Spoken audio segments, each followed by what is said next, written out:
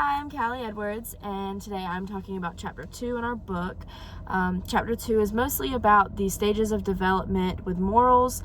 The beginning of this chapter discusses how people tend to believe that morals are like a personality trait in each person, but really, in reality, morals are instilled in us. The ability to have morals is instilled in us in the same way that walking, talking, or eating are at kind of like birth. You're given the natural instinct to do these things, and that's the same thing with morals.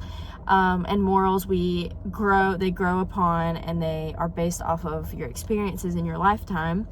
So morals are kind of this sense of doing the right thing because it's the right thing to do, and not because you're told or because you have to.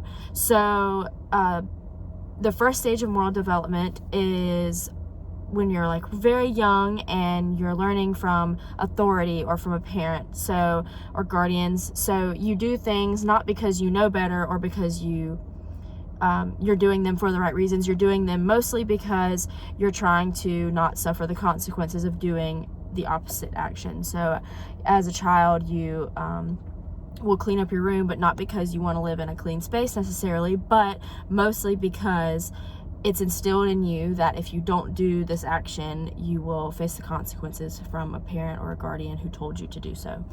So that is the first stage of development, essentially. The second stage is referred to as conventional, and this stage comes more like the intermediate middle school age and even a little bit into high school. This stage comes mostly from you get from like your social and group norms. At this age is whenever you start joining teams, groups, organizations. You start being in classes, and you're more aware of the power that you have as a human being and your own power to make decisions. So in this stage, group norms play a big part in this stage of development. So the third stage is more, I would say, like high school level and going into college, and even starting like in the working force, and just being on your own, making your own decisions. So for me, this stage I feel is right about now in my life, where I have moved out of my parents' house for the most part.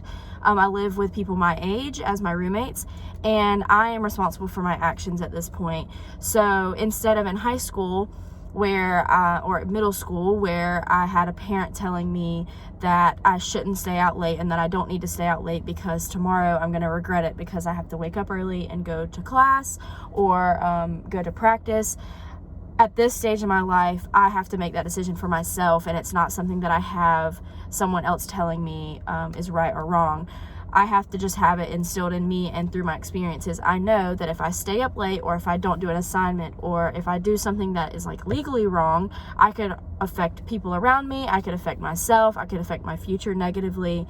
So this stage is really about taking ownership and responsibility for your own life and your own morals and your own actions. So this third stage also has a lot to do with the realization that you can change your ideas